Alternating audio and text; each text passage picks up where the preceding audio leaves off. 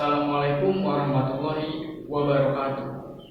Sebelumnya izinkan saya memperkenalkan diri. Nama Bayu Putra Pratama, NPM 0551-20002 dari jurusan Teknik Geologi, Fakultas Teknik Universitas Pakuan Bogor.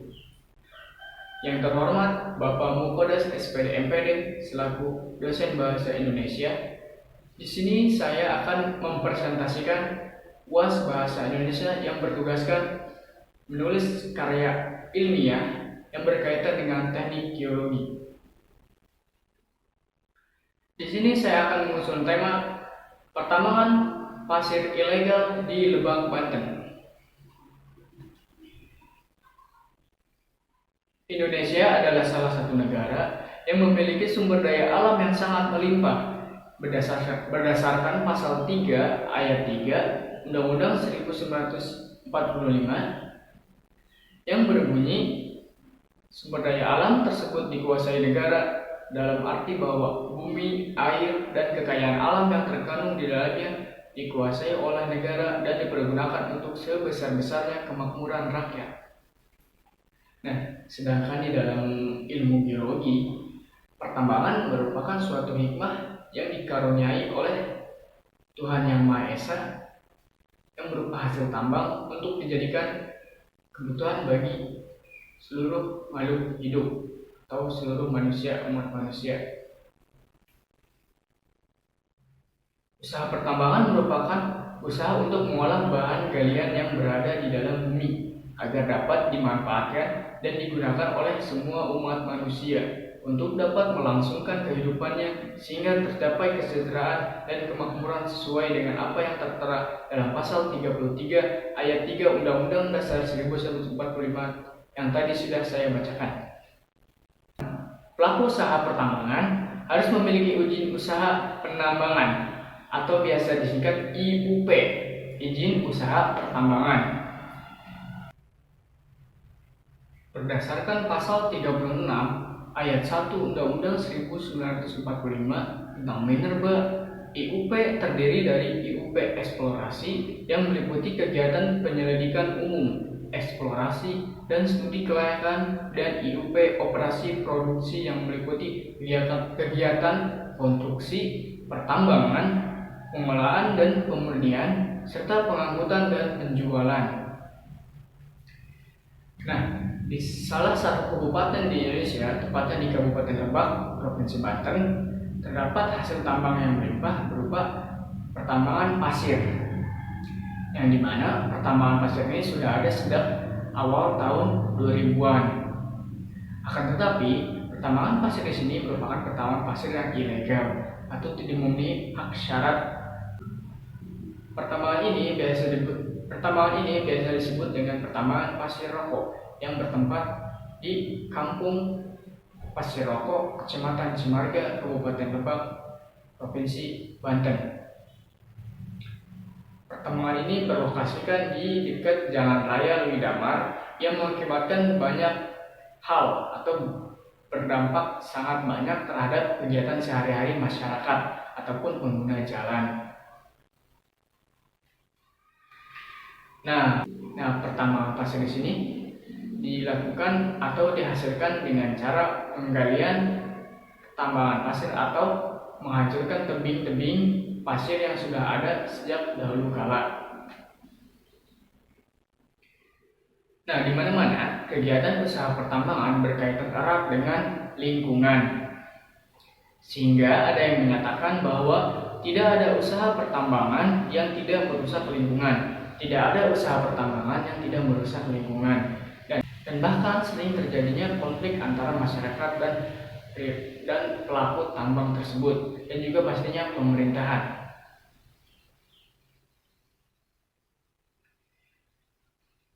Lingkungan dan konflik itu disebabkan oleh kerusakan lingkungan yang berupa bekas galian tambang, tidak adanya pasca tambang ataupun kegiatan pasca tambang. Berdasarkan fakta yang terjadi di lapangan, masih ada pelaku usaha pertambangan yang tidak melakukan kegiatan pasca tambang sesuai dengan apa yang telah diatur, sehingga menyebabkan lingkungan di sekitar pertambangan menjadi rusak dan jalanan menjadi hancur. Dan juga pastinya licin yang disebabkan oleh mobil pengangkut pasir yang muatannya melebihi tonase. Pertambangan di sini bukan murni milik pemerintah, melainkan hak milik pribadi pengusaha tambang yang tidak mendapatkan izin dari pemerintah daerah setempat. Terdapat banyak tambang dengan pemilik yang berbeda-beda di sepanjang Jalan Raya Widamar, Kampung Pasir Rokok ini. Penambangan ini sudah terjadi sangat lama, sekitar tadi yang saya sebutkan awal tahun 2000-an, di mana mendapatkan banyak tanggapan dari berbagai masyarakat. Nah, contohnya ada dampak dari pertambangan ini, dampak sehari-hari itu bagi kehidupan masyarakat. Yang pertama ada dampak positifnya. Dampak positif yang pertama itu adanya mata pencaharian untuk buruh setempat. Yang keduanya itu menjadi ikonik tempat tersebut ataupun mempermudah masyarakat daerah lain untuk mengetahui daerah tersebut, yaitu tambang pasir rokok, jadinya ikonik tuh. Nah, yang kedua pasti ada dampak negatifnya dari dampak positif tersebut. Dampak negatifnya yaitu yang pertama merusak kelestarian lingkungan setempat, yang kedua menyebabkan polusi udara, yang ketiga menghancurkan jalan raya setempat karena muatan yang berlebihan tadi, yang keempat sering terjadinya kecelakaan akibat jalan raya yang licin yang terjadi akibat pengangkutan pasir basah oleh truk muatan. Yang kelima, jalanan pastinya menjadi macet karena parkiran mobil yang di sembarang jalan tempat. Dengan lebih banyaknya dampak negatif yang diterima oleh masyarakat, tentunya sering terjadi konflik antara masyarakat dengan pekerja tambang.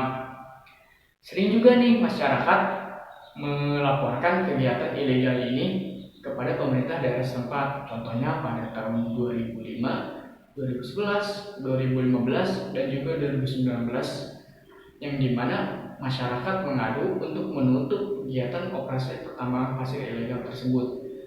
Nah, tahun 2019 kemarin sempat ditutup sekitar kurang lebih 1 tahun, di mana itu sudah termasuk lama, yang terlama, akan tetapi hanya sementara. Awal 2020 kemarin dibuat kembali nih pertambangan pasir ilegal tersebut oleh pengusaha tambang pasir tersebut. Walaupun sudah sering diperingati oleh pemerintah daerah setempat dan juga pastinya diberikan sanksi, itu tidak membuat jerak bagi pengusaha tambang pasir tersebut. Hal ini yang membuat masyarakat menjadi geram dan juga menjadi bosan akan keputusan tersebut. Nah, adapun langkah penambangan pasir yang tepat menurut ilmu geologi secara garis besar. Yang pertama yaitu eksplorasi. Agar menjamin nilai keekonomisan suatu tambang pasir kuarsa atau tambang pasir, maka diperlukannya adanya analisis geologi atau ahli geologi untuk menentukan presentasi kandungan kuarsa SiO2 dan besar bentuknya pastinya. Yang kedua, mengurus IUP, izin usaha produksi. Nah, yang tadi saya bilang bahwa untuk menentukan suatu tambang yang legal kita memerlukan adanya IUP. Nah, di sini sebagai warga negara yang baik pastinya harus menaati peraturan yang berlaku. Betul, penambangan pasir kuarsa telah diatur sejak disahkannya Undang-Undang Nomor 11 Tahun 1967 hingga Undang-Undang Nomor 3 Tahun 2020 yang menjadi penyempurna Undang-Undang Nomor 4 Tahun 2009. Berdasarkan Undang-Undang Nomor 3 Tahun 2020, pasir tergolong ke dalam mineral bukan logam yang dibutuhkan untuk menjamin pasokan industri strategis, salah satunya industri semen. Yang ketiga, eksploitasi. Secara garis besar, metode penambangan pasir ini terbagi menjadi dua cara, yaitu adanya penambangan pasir secara basah dan juga adanya penambangan pasir secara kering.